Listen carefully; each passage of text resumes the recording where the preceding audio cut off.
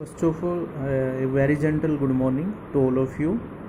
Today's topic is time and tense. देखिए, आज आपको मैं टाइम एंड टेंस की बेसिक नॉलेज बता रहा हूँ, जिसमें आपका जो टाइम एंड टेंस है उसके जो बेसिक्स नॉलेज है आपको पता होनी चाहिए कि जो टाइम एंड टेंस होता है उसमें डिफरेंस क्या होता है, ठीक है। वो सब इसमें मैं बता रहा हूँ। तो देखिए, टाइम होता है, उसका हिंदी में मीन्स होता है समय, ठीक है। और दूसरा जो हमारा टेंस होता है, ठीक है, उसे हम हिंदी में बोलते हैं काल, ठीक है। अब इन दोनों के अंदर हमें ये देखना है कि डिफरेंस क्या होता है टाइम और टेंस के अंदर। हमने काफ़ी बार सुना है टाइम एंड टेंस, ठीक है, समय और काल, लेकिन इनका जो हमें डिफरेंस है वो भी तो पता होना चाहिए।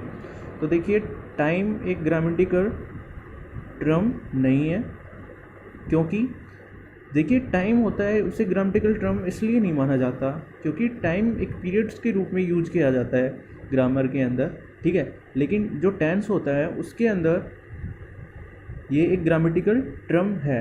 तो टेंस में हम ग्रामेटिकल टर्म क्यों बोल रहे हैं? क्योंकि टेंस में हेल्पिंग वर्ब्स होती हैं, मेन वर्ब्स होती हैं, ठीक है, इन सभी का यूज किया जाता है, ठीक है, इसलिए ये ग्रामेटिकल टर्म है। दूसरा, ये यूनिवर्सल कॉन्सेप्ट है, ठीक है। टाइम एक यूनिवर्सल कॉन्सेप्ट है, लेकिन टेंस हमारा एक यूनिवर्सल कॉन्सेप्ट नहीं है। क्यों नहीं है? ये देखिए कि जो टाइम होता है उसके अंदर कितने आवर्स होते हैं? 24 आवर्स, ठीक है। लेकिन 24 आवर्स होते हैं वो पर डे होते हैं। ऐसा नहीं कि आज हुए कल नहीं होंगे। आज सुबह जैसे 10 बजे, क्या कल नहीं होंगे? वो होंगे, इसलिए कि हमारा जो टाइम है वो सत्य है, उसे कोई चेंज नहीं कर सकता। लेकिन हमारा टेंस है, उसे आप अपनी माइंड की एबिलिटी के अनुसार चेंज कर सकते हैं। किस तरीके से? जैसे कि आपने प्रेजेंट में कोई सेंटेंस लिखा, उसको आपको कन्वर्ट करना है पास्ट में, तो आप इजीली कर सकते हैं। लेकिन आपके आज सुबह के 10 बजे उसको रोक सकते हैं? नहीं रोक सकते। तो ये एक यूनिवर्सल कॉन्सेप्ट है, ये एक नहीं है, ठीक है। इसमें डेज, मंथ्स, ठीक है, ETC का आपको पता चलता है, इसके अंदर टाइम पीरियड होता है, लेकिन इसके अंदर ऐसा कुछ नहीं है। अभी नेक्स्ट होता है काइंड ऑफ टेंसेस। इसके अंदर आपको क्या देखना है कि आपको पार्ट्स पता होना चाहिए कि हमारे जो टेंस है वो कितने प्रकार के होते हैं। 3। तो कौन कौन से होते हैं? तो फर्स्ट है प्रेजेंट, पास्ट एंड फ्यूचर, ठीक है। लेकिन इनके पार्ट्स हम आगे पढ़ेंगे अच्छे तरीके से, लेकिन अभी हमें बेसिक्स नॉलेज चाहिए बस, ठीक है। कि अब देखिए, फर्स्ट है प्रेजेंट टेंस। तो प्रेजेंट टेंस की जो डेफिनेशन होती है वो क्या है? An action which is done at the present time, यानी ऐसा कार्य जो वर्तमान समय में किया जाता है उसे प्रेजेंट टेंस कहते हैं। जैसे आई रीड ए बुक, ठीक है, इट मीन्स मैं एक पुस्तक पढ़ता हूँ, तो ये प्रेजेंट सिंपल, ठीक है, प्रेजेंट सिंपल का हुआ। अभी दूसरा, I am reading a book, मैं एक पुस्तक पढ़ रहा हूँ, प्रेजेंट कंटिन्यूस। ये कैसे हुआ, ये आपको नेक्स्ट वीडियो में बताऊंगा। तो इसमें देखिए नेक्स्ट,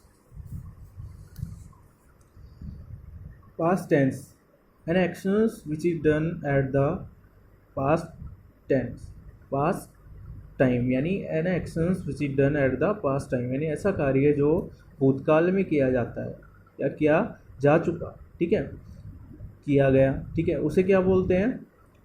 पास्ट टेंस। तो पास्ट टेंस में आपको फर्स्ट एग्जांपल है आई रोट ए लेटर, यानी मैंने एक पत्र लिखा या लिखा था, ठीक है। दूसरा है I was writing a letter, मैं एक पत्र लिख रहा था।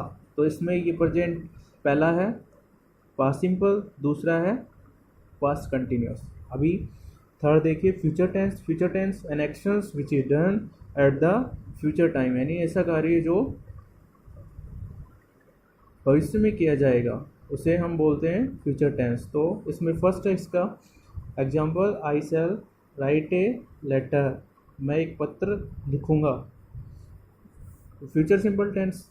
दूसरा है I shall be writing a letter, ठीक है। अब इसमें देखिए, हमने कंटिन्यूस पढ़े तीनों के, तो उसमें हमने वर्ब की फर्स्ट फॉर्म प्लस ING का यूज किया। क्यों? क्योंकि कंटिन्यूस होता है, उसमें हमेशा ये भी एक यूनिवर्सल ट्रुथ की तरह ही काम करता है, उसमें वर्ब की फर्स्ट फॉर्म प्लस आईएनजी हमेशा आती है। ठीक है, thank you so much for it, have a nice day.